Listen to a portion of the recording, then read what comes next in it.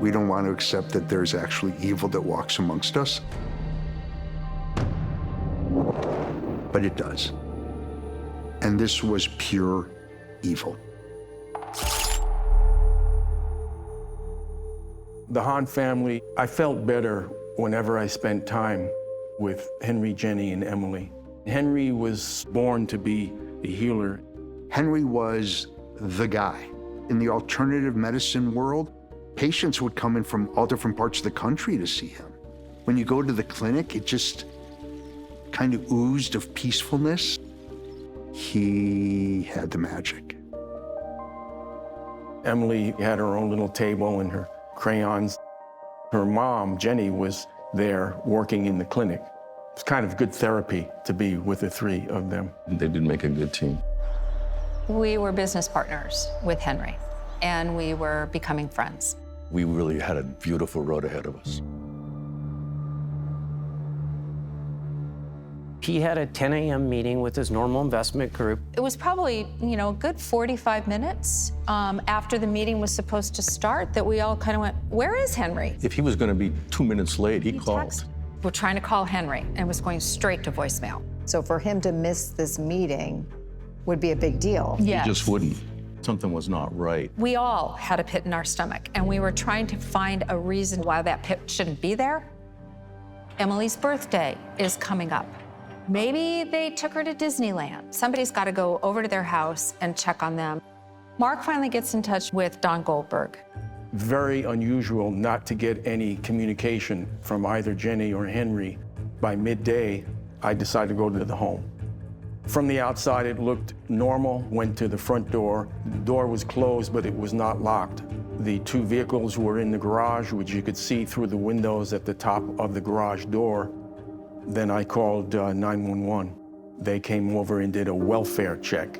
Around 5:30 that evening, 2 deputies arrived, made entry, called out, no response, and then started to look to see if there was any sign of foul play. And that's what led them to open the garage door. And then if you walk around the first car, they can see what appears to be 3 bodies wrapped in plastic and duct tape. Within a minute or two, it sunk in that the 3 bodies were Henry, Jenny, and Emily. My friends were gone. There's a certain amount of shock that sets in. We didn't hear back from Don. We didn't eat that night. We didn't sleep that night. A 5-year-old, 3 days short of her birthday. It shook us all to our core. It was rough. Things started rapidly going into the next phase. Who, how, and why. It's a huge home. There was biological evidence throughout, primarily in the upstairs and the bedrooms where the murders took place. The smell of bleach was there, indicating a cleanup attempt. An entire family killed, presumably while they slept. We knew there was a monster out there and we were going to find him and get him.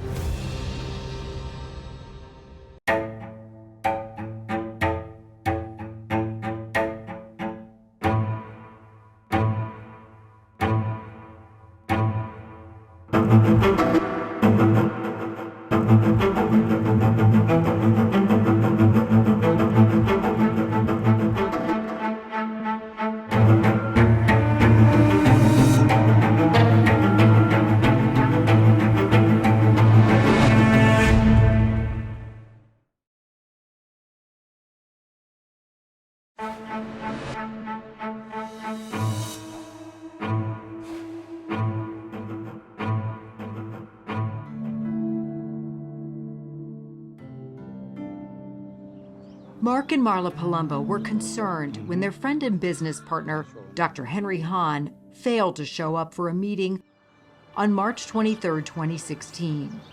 They would learn the horrific reason why the following day from a news report. I was in the kitchen on my computer, and I kept checking, and I just remember screaming, "They're all dead." Dr. Hahn, his wife Jenny, and their 5-year-old daughter Emily were found dead in the garage of their Santa Barbara home. Mark had just seen them on his way back from a business trip. We went out for dinner, played Connect 4 with Emily. He brought his phone to me, and I'm just looking at all these pictures of Emily. And they were taken the Friday before. Just horrific. Yeah. And she was just goofing around with a book, making all these funny faces, and you could tell she was loving life. The Palombos had recently embarked on a new business venture with Dr. Hahn.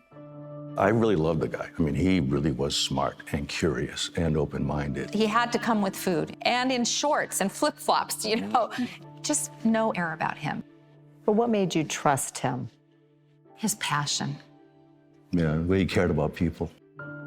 Don Goldberg had known Dr. Hahn for more than 25 years and thought of him as a brother. To Don, he was just Henry. I was approximately 10 years older than Henry, but he still called me his younger brother. You just don't come across a friend like Henry. It's once in a lifetime friendship. When they met, Henry was making a name for himself after emigrating from China, where he came from a family of physicians. He would soon take over the Santa Barbara Herb Clinic. I had several patients who had had medication side effects. They would say, I went to see Dr. Hahn and it went away. And it was like, I got to meet this guy. Dr. Glenn Miller, a psychiatrist, says he and Henry developed a mutual respect and even partnered on a book about how Eastern and Western medicine could work together to improve patients' quality of life. Henry's practice was flourishing. As far as active patients he would see like in a month, it was hundreds. But he also tried to balance it. In 2009, that balance he was seeking became a reality when Henry met and married Jenny Yu. He seemed incredibly happy. It was good to see Henry that happy. Jenny was absolutely warm and lovely. When they had Emily, the dream was complete. Henry was just on cloud 9. He was a very proud father. They were often together at the clinic, where Jenny had quickly become Henry's right hand, says her friend Isaiah Oregon. He really trusted her and let her kind of take the reins. In the spring of 2016, It's my turn. they were getting ready to celebrate Emily's 6th birthday. Where should I go? Wherever. Go wherever? We were making plans for her birthday party and, I had all her presents wrapped. But just 3 days shy of her birthday, her loved ones were stricken with grief. I don't really have adequate words to describe how I felt. The sadness is too deep. As night fell on the Hahn estate on Wednesday, March 23rd, Don tried to process what he had just witnessed. He had called 911 when he couldn't find the Hahns anywhere, and he was with sheriff's deputies when they discovered the bodies in the garage wrapped in plastic. None of it made any sense at all.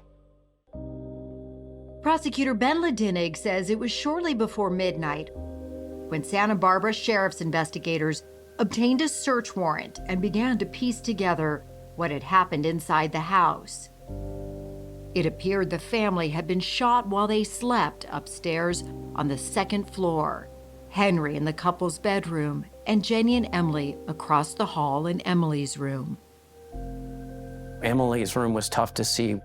Mom probably read her stories to have Emily go to sleep that night and was sleeping with her. What did that tell you about the depravity of the kind of person who could do something like that? What were they after? We didn't know what he was after, but the depravity, I've never seen anything like it. Detectives picked up on the distinct smell of the murderer's attempts to cover his tracks. The smell of bleach was there. We had bleach bottles found. There were bleach stains on the carpet and throughout other items upstairs. And then you see bloody things in a washing machine. All the bedding, which had been stripped from the beds, was found piled in the laundry room and in the machine. The washing machine, the alarm had gone off because the load was unbalanced. And within there are a huge group of bloody sheets. Wedged in pillows in the laundry, crime scene investigators found a .22 caliber bullet and bullet fragments. 3 matching shell casings were found within the wrapping of Jenny's body, and one was later found lodged between the baseboard and box spring of Emily's bed. We had one bullet that was a through and through. It was perfect for comparison for the murder weapon. As things are going, we start to find clues as to who potentially could be involved. Inside a paper bag next to Henry's bed, detectives found a document signed the last day Henry was seen alive. It provided a name. It's basically a 4-page business contract between 2 partners. Partner 1, Pierre Hopsch, and partner 2, Dr. Hahn. Don Goldberg knew a Pierre that Dr. Hahn was associated with, but Don thought he was harmless. I did not think that Pierre was capable of murder. I never really saw Pierre become angry or agitated. But the Palombos had a bad feeling. You didn't trust him. I did not.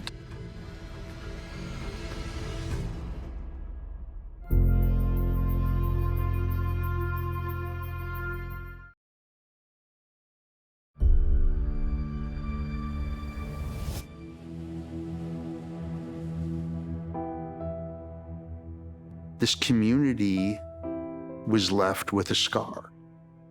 The indelible scar left by the murders was the kind that not even Dr. Hahn could have healed. Wow, it was like a bomb exploded. Nobody could move for weeks. There was something very, very, very dark going on. Kimberly Ruff says Dr. Hahn treated her family for 2 decades, He could do anything. ever since she was diagnosed with thyroid cancer shortly after giving birth to her son. Kimberly says Dr. Hahn's holistic approach allowed her to nurse her newborn while still treating her tumors. No matter how scared you might be or frightened, you just left feeling like it's gonna be okay. Yeah, he was something. Instilling hope may have been one of the secrets to why his patients say Dr. Hahn could heal just about anything.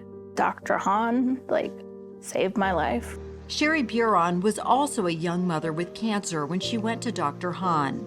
My daughter, Abby, was 15 months old. I felt a lump under my armpit. Even though she had the prescribed surgery and chemotherapy, she credits Dr. Hahn with her survival.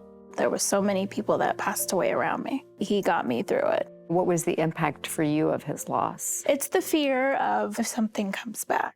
And I'm trying every day to be positive and try to stay with his level of calm and how much confidence he had that, everything's taken care of. That conviction is what had drawn the Palombos, who worked in the skincare industry, into their partnership with Dr. Hahn, hoping to treat various skin maladies. Henry was very interested in CBD. Having used CBD in his practice to treat pain and inflammation, Henry wanted to harness its full potential. It was groundbreaking science at the time, and he wanted 25-year-old Pierre Hopsch to help develop it. Pierre, from what we gathered, had a lot of experience in laboratories, in this case relating to CBD. Henry had taken a liking to Pierre after meeting him through another associate, but the Palombos were uncomfortable with Pierre from the start. You know how when you meet somebody, you can't put your finger on it, but something's not right? That was Pierre. There was always this kind of little boiling simmer. When it came time to do the lab work, the Palombos say the results were disturbing. What we came to find out was he was using toxic materials. When we called him on it, he said, I'm just learning more about the molecules. It was just weird. As it turned out, Pierre wasn't a formally trained scientist. He didn't even have a college degree. The more you got under that surface, the more you realized that he could talk a game and stay over the folks' heads a bit scientifically. Sounds like he was sort of a snake oil salesman type, right? He was. Sophisticated one, but yes. Yeah, very sophisticated one. There was more eyebrow-raising behavior. Pierre had also made odd charges on Henry's account. I was doing all the finances, and I'm like, this doesn't look right. Not a business expense. Not at all. After Marla flagged the charges to Henry, he discovered they were for escort services. Henry was, you won't believe this. Pierre's out. That was the final straw. That was Henry's final straw. But then a few weeks before the murders, Mark and Marla say Henry brought up Pierre out of the blue. Henry mentioned that he had learned a lot more about Pierre's upbringing, how much Pierre had to overcome from his childhood. Mark nor I really responded. We didn't want to have Pierre back in our fold at all. The Palombos were not alone in being wary of Pierre. Jenny's friend, Isaiah, says Jenny also had concerns and confided in him about them 4 days before the murders. It was weighing on her heavily. Do we trust him? Do we give him another chance? I was like, absolutely not. If he stole from you before, he's gonna steal from you again.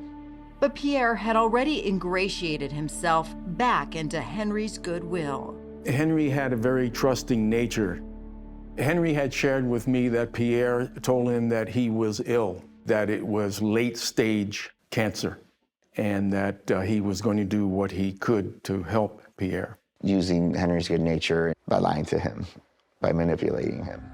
Authorities learned that Pierre had been an overnight guest at the Hans home before the murders and had formed a new partnership with the healer.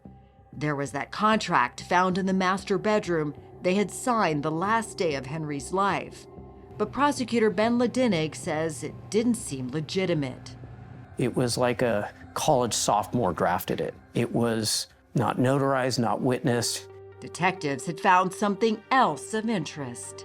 A brilliant detective found packaging to the plastic wrapping that all three of the Hahn family were wrapped in a trash can in the kitchen area, next to packaging of 3M duct tape, similar to the duct tape that was used to wrap all three of the bodies. He recognized the plastic wrap was a Home Depot brand and reached out to the company's security department. And Home Depot was, within hours of us gaining an entry into the house, able to run those two items together to see if they had been purchased in the Southern California region within the last several days or weeks. A Home Depot in Oceanside, California had security footage of a man who matched the DMV photo of Pierre Hopsch, who also happened to have an Oceanside address. And that was bam, we knew. He's walking out with 3 huge plastic rolls and, sure enough, duct tape. So within hours of the crime scene being discovered, Pierre Hopsch became person of interest. Yes. But where was Pierre now? Detectives had a hunch. Data from the Hahn's cell phones, which were missing, showed they were traveling south, further and further from Santa Barbara. Then, inexplicably, Henry's phone goes dark, but Jenny's is still on, and it keeps going south.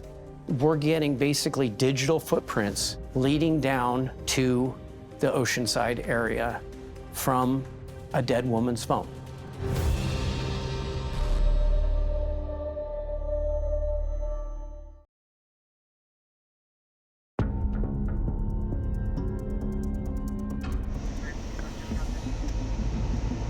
Anytime you're trying to stop somebody that is wanted for homicide, the stakes are going to be high. The day after the Hahn family was found murdered, a manhunt was underway in Oceanside, California, nearly 200 miles from the crime scene.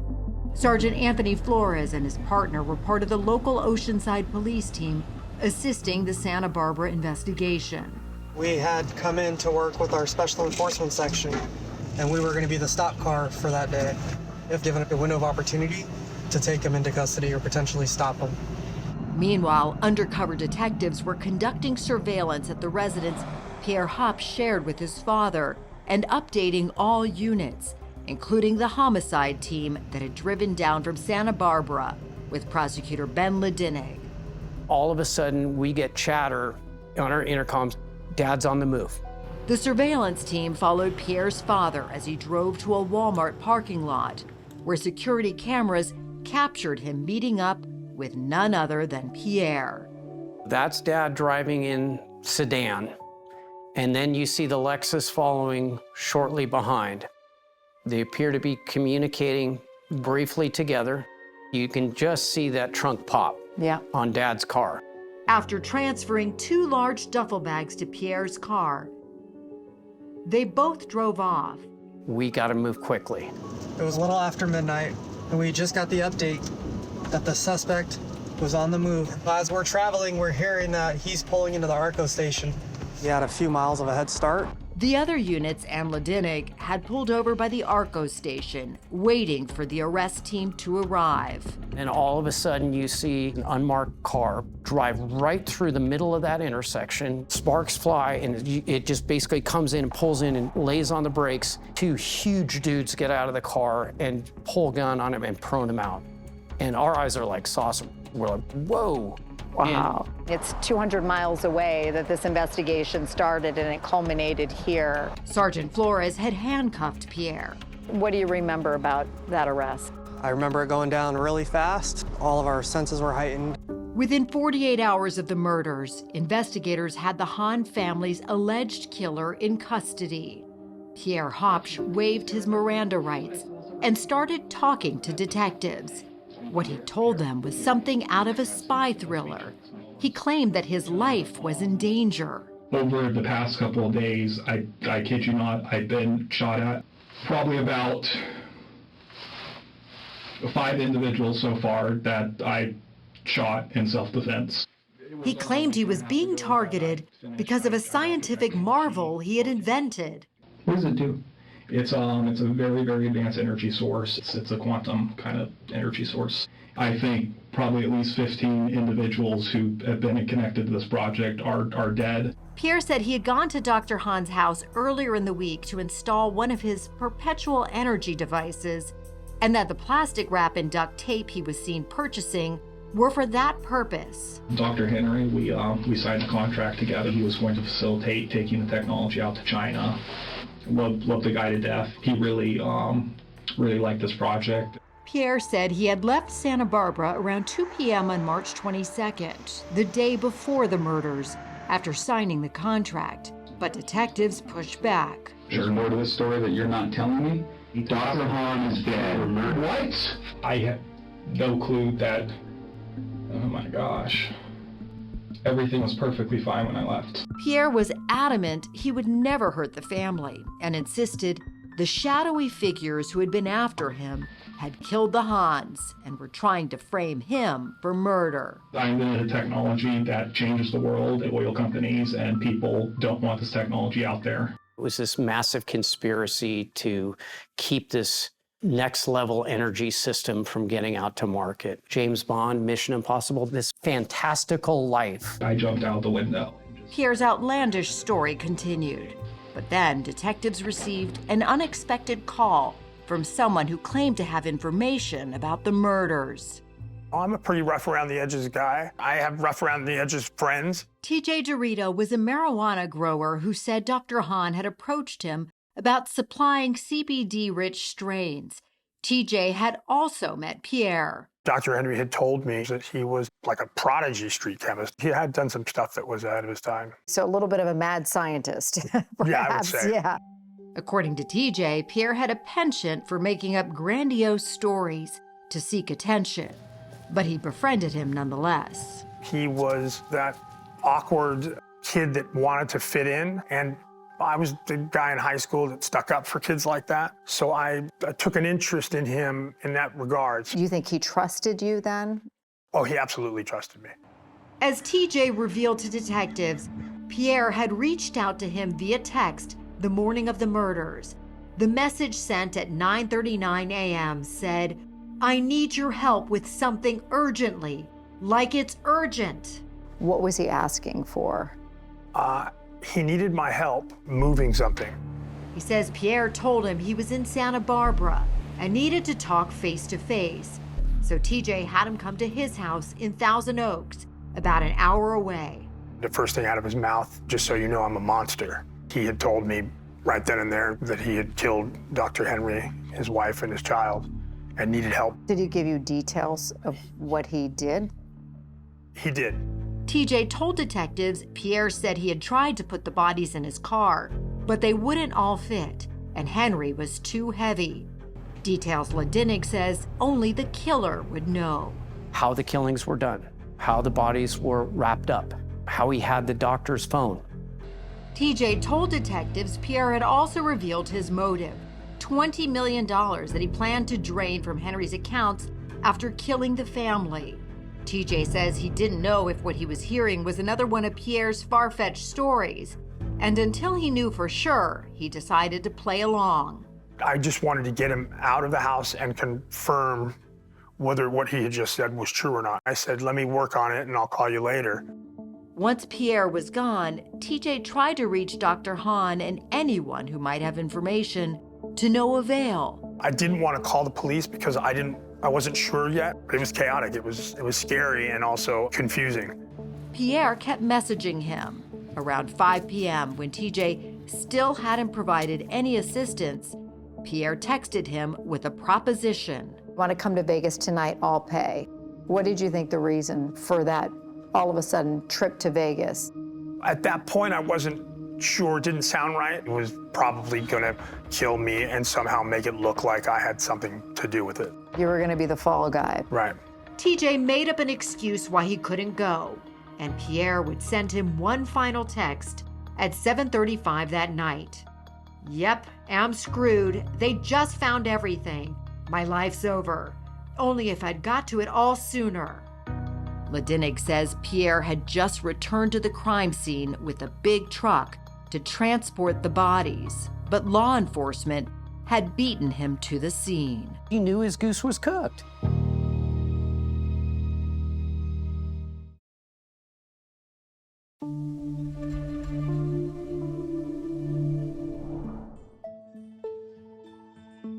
Pierre Hopsh's arrest near Oceanside, California, had come at a critical juncture. He was armed with a 9mm handgun that was in plain view on the driver's side floorboard. He also had his passport and those duffel bags, which he had received from his father minutes earlier. 2 go bags, basically whatever you need, clothes, everything for the person to live for months. Hopsh's father was also detained and questioned, but he was released later that morning. We could have charged him as an accessory, but we didn't have any indication that Dad was involved in any way, shape, or form in the killing. The next day, during a closer examination of Hopsh's car at the crime lab, you name it, we found it in that car. There was Henry's wallet, credit card, and social security number, along with an expended shell casing. There were also the victim's phones and tablet, all wrapped in aluminum foil in an attempt to evade tracking. In the trunk, you lift up where the spare tire would be, the murder weapon, suppressor, silencer, ammunition. A week after the murders, the autopsies revealed the victims had been shot 14 times, 3 each into Henry and Jenny, and most disturbing, 8 in Emily. That ammunition is the same stuff that we found at the crime scene, in the decedent's bodies. Match, everything. Pierre Hopsh was charged with 3 counts of first-degree murder, making him eligible for the death penalty. It was one of the most challenging cases, if not the most challenging case I ever came upon. Defense attorney Christine Voss, who was with the public defender's office at the time, represented Hopsh. He really wanted to be vindicated. To me, the goal was for him to not get death. At the 11th hour, the DA's office agreed to waive the death penalty in exchange for a more expedient bench trial, which meant a judge, not jury, would render a verdict. On October 25, 2021, more than 5.5 years after the murders, the prosecution delivered its opening statement and laid out its theory of the case, that Pierre Hopsh had plotted the murder of the Hahn family for financial gain. They painted him as a career con man who, up until the murders, flaunted his intelligence and supposed wealth. His entire life's drive was being rich. He sent screenshots of his Chase account from anywhere from about $3 million up to $940 million to various people attempting to dupe them that he's this jet-setting billionaire. Hopsh claimed he had received big offers for his energy technology. I'm not a scientist, but I don't know that there's a such thing as a perpetual energy machine. But several years before the murders, Hopsh was actually being paid to build one. It was going to be a new source of energy, as if he was, an Elon Musk. Samantha Spidell met Pierre Hopsh circa 2012 when he moved into a penthouse apartment in a luxury high-rise she managed in Tempe, Arizona. He pulled up and had this bright red Ferrari. It was very flashy. Ladinig says Hopsh had duped a group of high-rolling investors into financing his invention until they realized it didn't actually work. He had basically defrauded all these people and the money dried up. When the murders were committed, I think he had less than $500 to his name. Prosecutors presented a detailed timeline retracing Hopsh's movements, including his digital footprint in the days before and after the murders. They say as early as March 17th, 6 days before the murders, he had looked into impersonating the doctor at his bank. He's searching for Asian disguises and real flesh masks. Like a Mission Impossible face mask. 100%. This is his fantastical world that he lived in. There's no evidence he ever purchased a mask, but a time-stamped receipt and security video placed him at an Arizona gun store 4 days before the murders, purchasing ammunition and 2 firearms, including the alleged murder weapon. .22 pistol with a threaded barrel for what is a silencer or suppressor.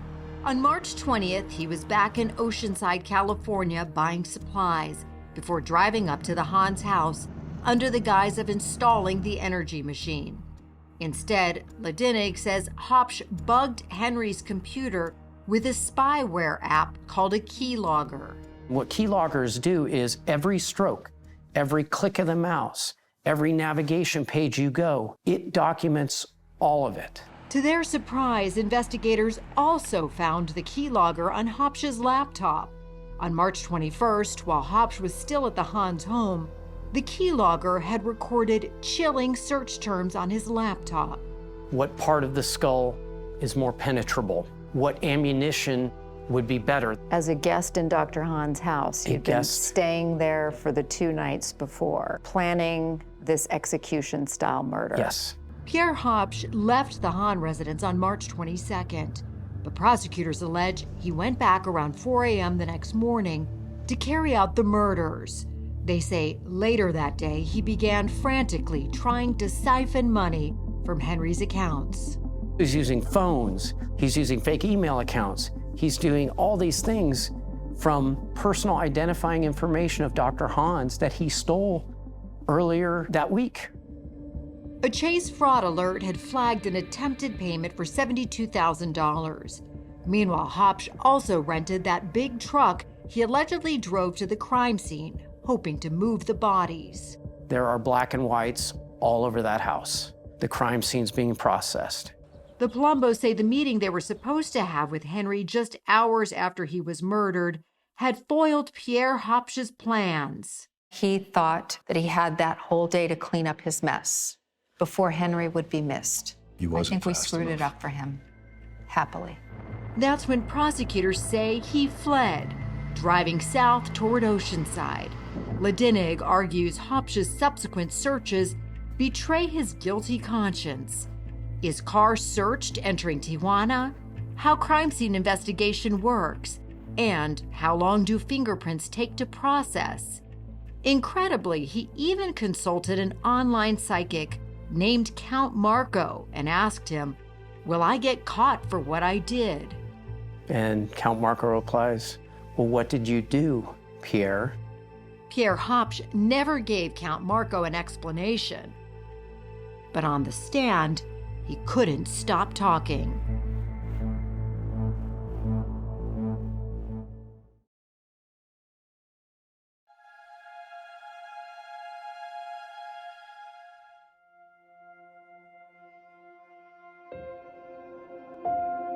This was a tough case. But that didn't change the fact that Pierre was entitled to a vigorous defense. Defense attorney Christine Voss was in an unusual position. This was a really well-investigated case. Because my client wanted to have a trial and wanted me to turn every stone, I did. Turn every stone and raise any possible reasonable doubt. You argued that there were elements presented that were implausible, unprovable, and simply impossible. Those were your words. Yeah. Voss expressed concerns that the alleged murder weapon and silencer found in Hopsh's car didn't match up.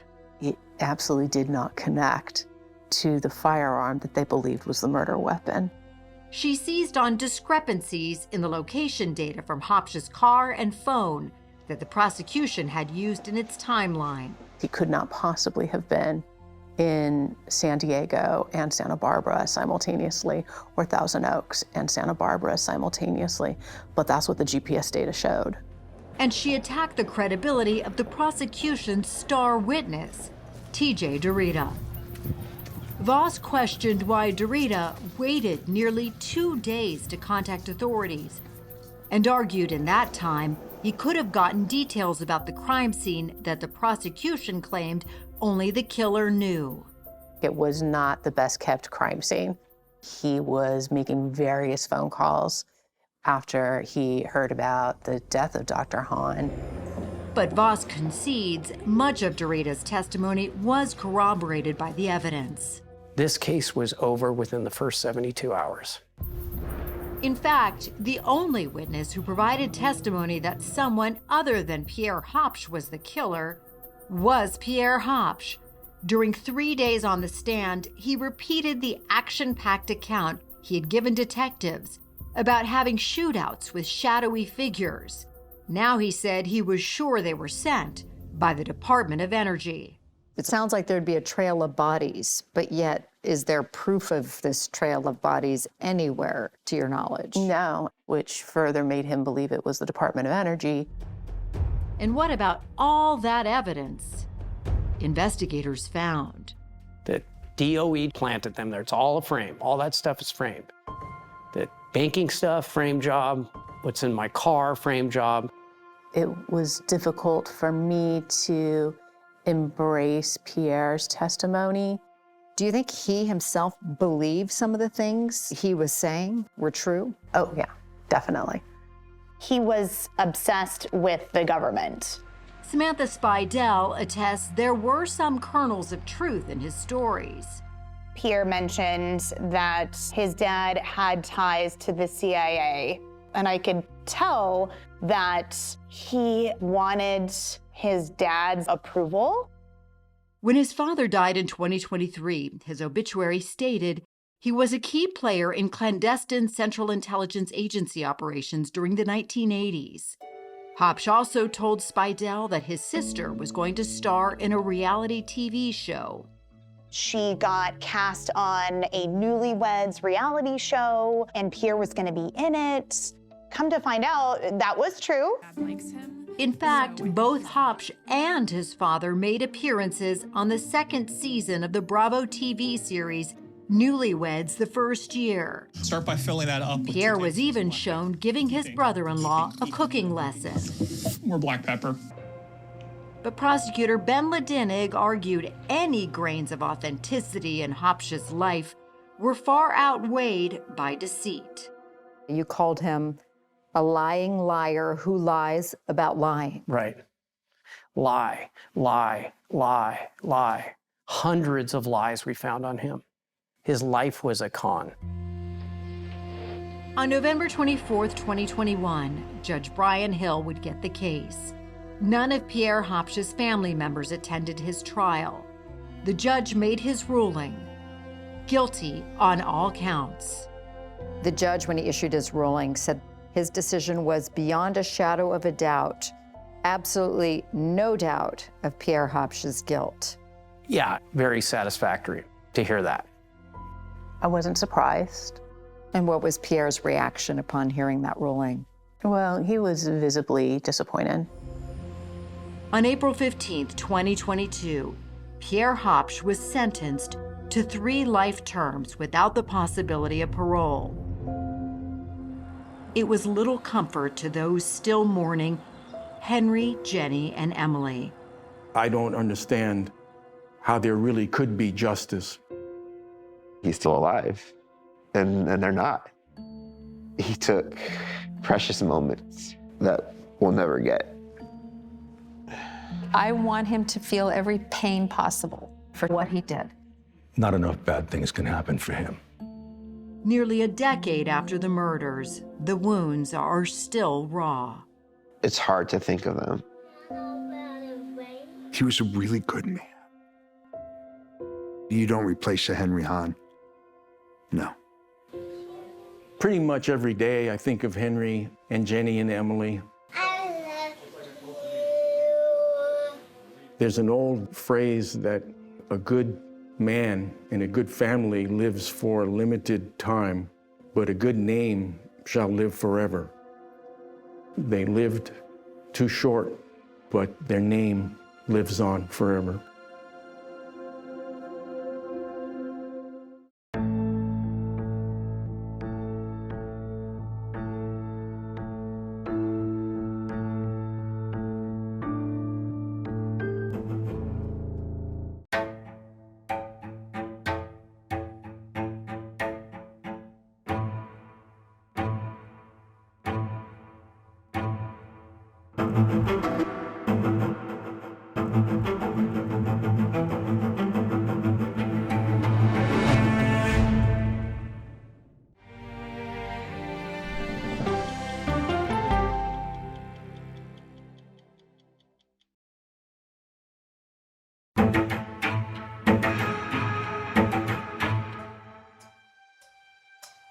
Welcome to Post Mortem. I'm your host, Anne-Marie Green, and today we're discussing the Hahn family murders. In March of 2016, the bodies of Dr. Henry Hahn, his wife, Jenny, and their 5-year-old daughter, Emily, were discovered wrapped in plastic in the family's garage.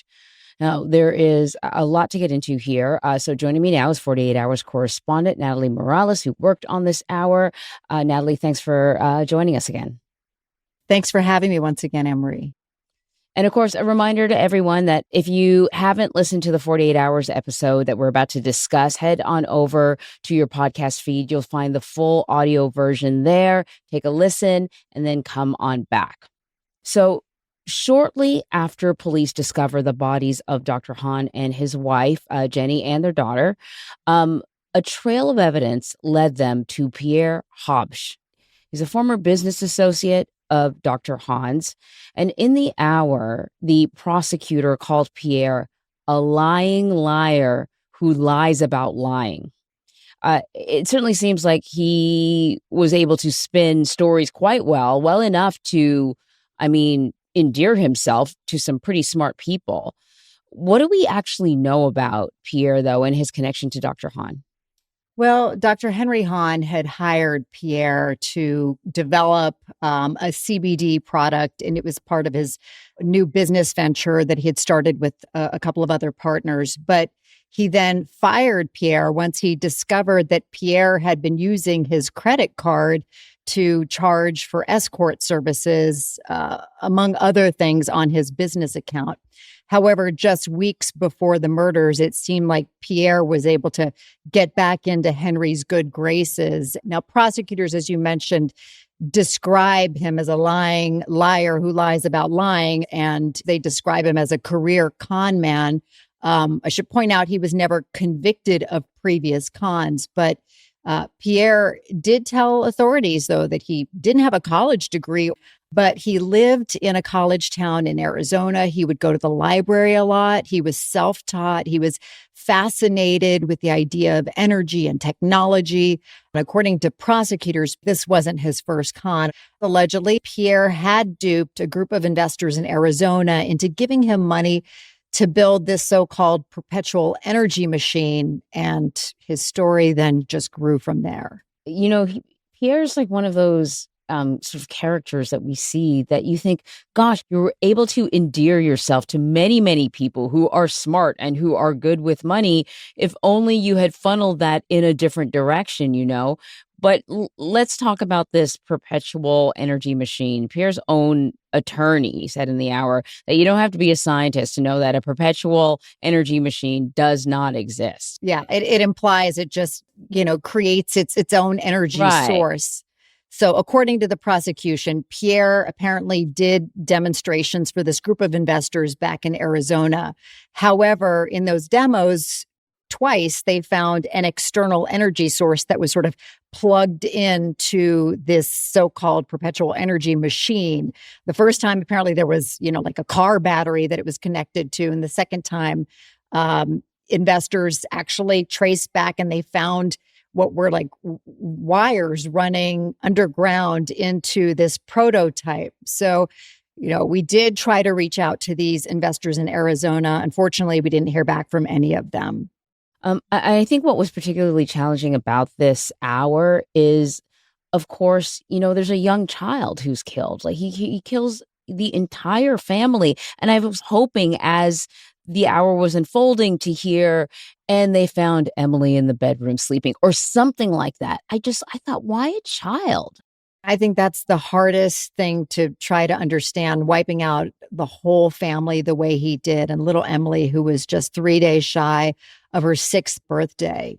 Hard to believe that money was purely the motive here, but prosecutors believe that Pierre had targeted Henry Hahn because he was flat broke. I think he had $500 left in his bank account, according to the prosecutor. Also, Pierre was apparently desperate for a real relationship, so much to the point, as we told you, he was hiring escorts to have companionship. And apparently he fell in love, according to the prosecutor, with one of the escorts and outright gave that escort a $10,000 payment. So there went more money. Now, Pierre had told people, including his friend, TJ Dorita, that he wanted to move to Russia because he felt he clicked more with the women there. And Pierre's friend, TJ, also told investigators that Pierre confessed to him, as you saw in the hour, about the murders. But he said in that confession that his motive was purely financial, that he planned to drain the money out of Dr. Henry Hahn's account. He said that, as long as he felt like he kept making these transfers, perhaps no one would be the wiser for it. Once he did start to try to make those transfers, I believe the first amount was $72,000 that he tried to take out of Dr. Henry Hahn's account. Well, that triggered a bank fraud alert, as you would hope. The banks are on to this kind of thing. And that transaction never went through. I mean, I don't know why he thought that would work. I literally get a bank fraud alert when I try to buy like a train ticket.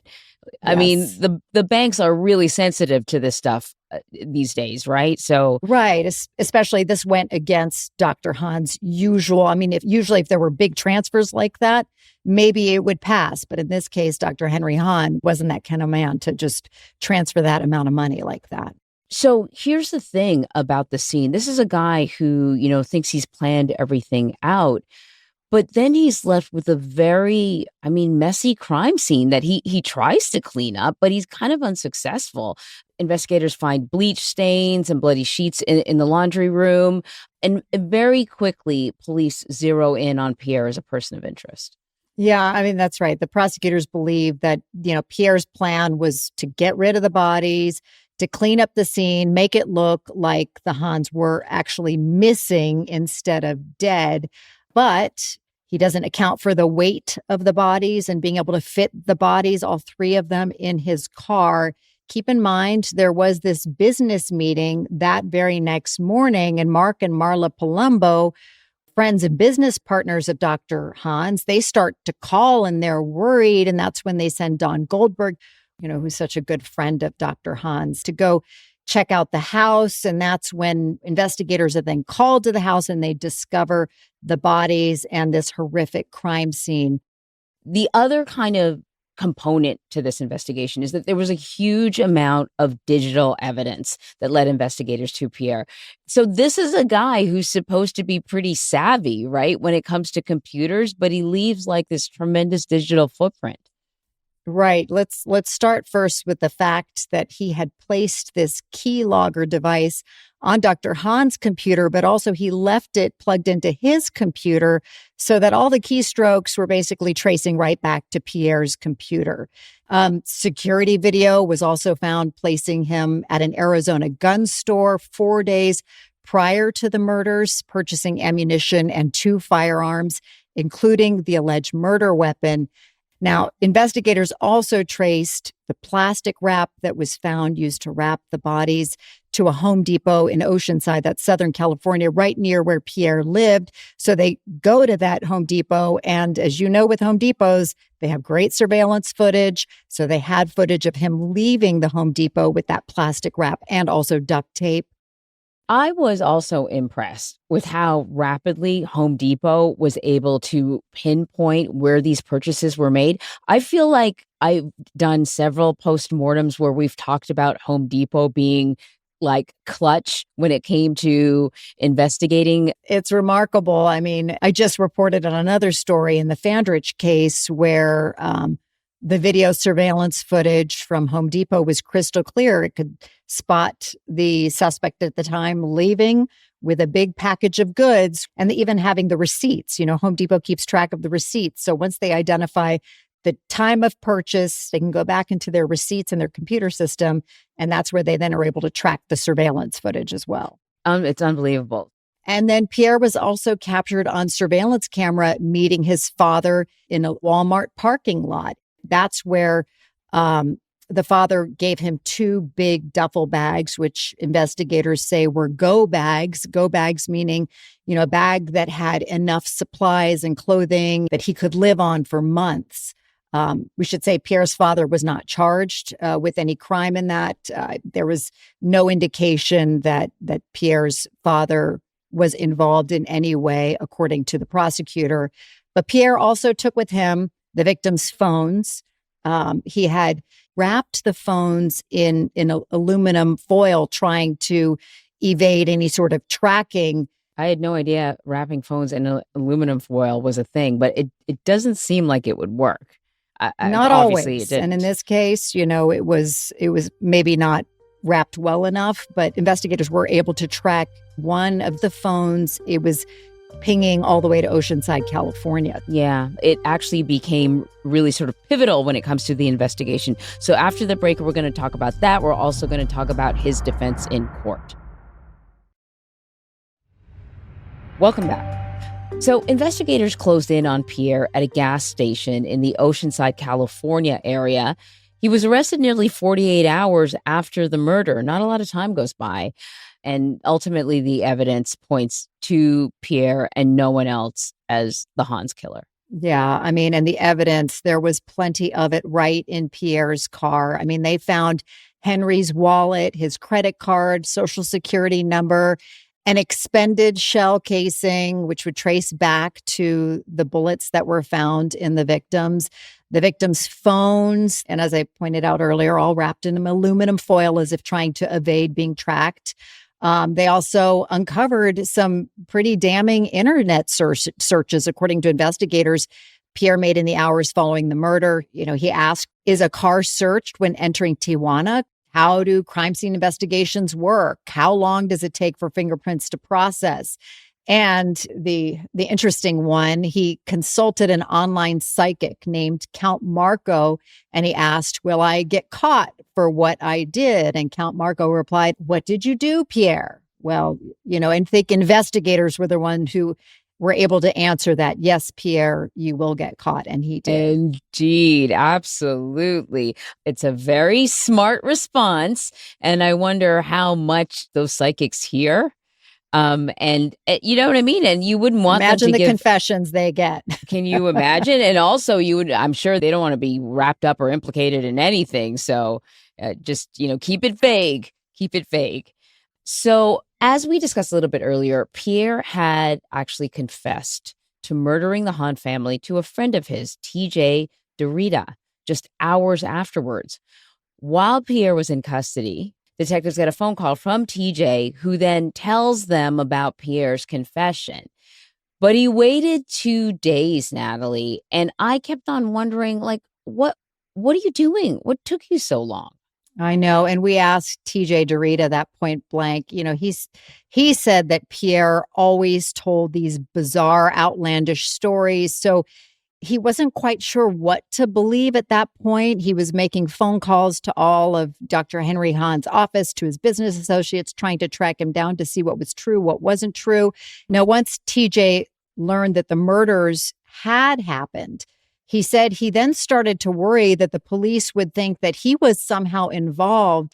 So TJ said he was so scared he called his brother, who happens to be a judge. His brother told him, "You need to go to the police right away, tell your story, make sure they know what's real and what happened here." The defense at trial, of course, they saw this as an opportunity to poke holes in what TJ told in his testimony. They questioned, if you were so scared, why didn't you go to police right away? Because police would have protected him. And they also questioned TJ's credibility, because TJ had worked in the porn industry and in the marketing area of the porn industry. As TJ said, he worked with some rough around the edges kinds of friends. The judge felt, though, that line of questioning was irrelevant, and the defense had to concede in this case. Much of what TJ Dorita testified to was corroborated by the evidence, and even in those text exchanges with Pierre in the aftermath. It seems like before learning about the murders, TJ had sort of some sympathy for Pierre. Do we know, how this friendship started, what the nature of their friendship was, why he kind of felt sorry for him? TJ says he felt sorry for Pierre because he saw Pierre as being very socially awkward. Pierre would share with him the stories of not being able to get a date, not being able to have a real relationship.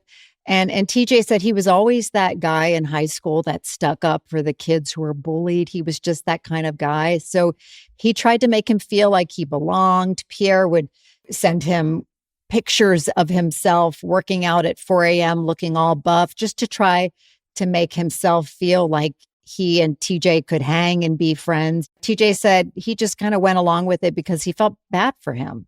Wow. So the thing about Pierre, though, is he strikes me once again as one of those characters who thinks he's a little bit smarter than he actually is, right?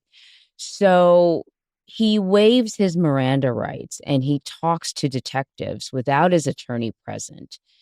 I want to play a clip of the detectives questioning Pierre about the Hahn murders. Obviously, you're suspecting it's me. I'm guessing that's why you're asking it like that. You're the last person who was there with him. What happened? I had no clue that. Oh my gosh. Everything was perfectly fine when I left. Everything was perfectly fine when I left. So just a reminder for those who watched the episode, Pierre admits he was at the house. He'd stayed with them the night before, but there he is talking to investigators, and he's trying to make up this, trying to tell them that he's clueless in all of this. And he spins this fantastical story about how he was being targeted by these shadowy figures that were wanting his perpetual energy machine. And he said that he had engaged in 3 different shootouts and that he felt like his life was in danger, as well as the life of his father and his sister. So he said he was afraid for them. And I asked his defense attorney in the hour, well, then if he tells this whole fantastical story, you would assume there would be a trail of bodies. And, she had to acknowledge, of course, there was no such record of any of that. Yeah, 3 different shootouts, that would be pretty easy for police to verify. Yeah, this sounded like a spy thriller more than it was in actual life. Yeah. So ultimately, though, Pierre is charged with 3 counts of first-degree murder. The DA's office agrees to waive the death penalty in exchange for a more expedient bench trial, which means it's only a judge, no jury. A judge is going to render the verdict. Pierre decides to take the stand. What did he hope to convey to the judge? At least when you're taking the stand in front of a jury, there's a possibility that one person may be influenced. But a judge, I mean, that's quite a challenge. His defense attorney said that he wanted to be vindicated. He really seemed to believe what he was saying. Now, I think he also believed that he could convince the courts. I mean, here's a guy, he's, as you said, very persuasive. He's managed to convince, allegedly, these investors who went along with his so-called energy machine plan back when he was living in Arizona. So maybe he thought, well, I can convince the court as well. He shared a lot of detail in his testimony, though a lot of it didn't make sense, according to the prosecutor, Ben Ledinig. Pierre's explanation on the stand for the murders was that he was being framed by the Department of Energy, that any incriminating physical or digital evidence, he said, had been planted by the Department of Energy. Again, there's no evidence pointing to the Department of Energy in any of this. His defense attorney asked Pierre on the stand if he had ever been diagnosed with a mental illness. Pierre denied that. So, I think she was trying to allude to the fact that Pierre perhaps might have had an undiagnosed mental illness. Right. Giving him some sort of excuse, I guess, in a way, for the behavior. Yeah. And then Pierre was found guilty of murdering the Hahn family. On April 15th, 2022, he's sentenced to 3 life terms without the possibility of parole. So he appeals the conviction through the California courts. And while his appeal was pending, he also petitioned the U.S. Supreme Court to release him. In March of 2025, the court denied his final petition. So is there any further legal action that Pierre can take at this point? Well, I believe that he could file other petitions or motions, perhaps based on, if there's new information or evidence. But all of that, again, is hypothetical. Whatever legal recourse he thinks he might have, though, there's just so much evidence, as we see in this case, against him. And it's hard to believe that any further motions, that anything could come of that. Yeah. To hear Dr. Hahn's friends talk about him, I mean, he wasn't just a nice guy and a good friend. He really did change people's lives. And here's a guy who a little bit later on in life finds the love of his life and has this beautiful child. I mean, these are people doing everything right. It's just so much potential cut short. And I think that's truly who Dr. Henry Hahn and his whole family was. I mean, Dr. Henry Hahn really believed that he could help people and was doing that. We talked to a few of the cancer survivors that he worked with who talked so lovingly about his healing powers. They believed, that he really was the real deal. And in the darkest moments of their lives, he was the one who was there for them. And yeah, it's just hard to even imagine the loss of little Emily, as I said, just a couple of days before her birthday. I mean, I think that's especially heartbreaking. And I think I'll end this by, saying again what Don Goldberg said: a good man's name is his legacy. Nearly a decade later, they're all remembered by those who knew and loved them. Yeah, that was very, very obvious. It was a really good story, Natalie. Thank you, Anne-Marie. And to our listeners, if you like this podcast, please rate and review on Apple Podcasts or on Spotify.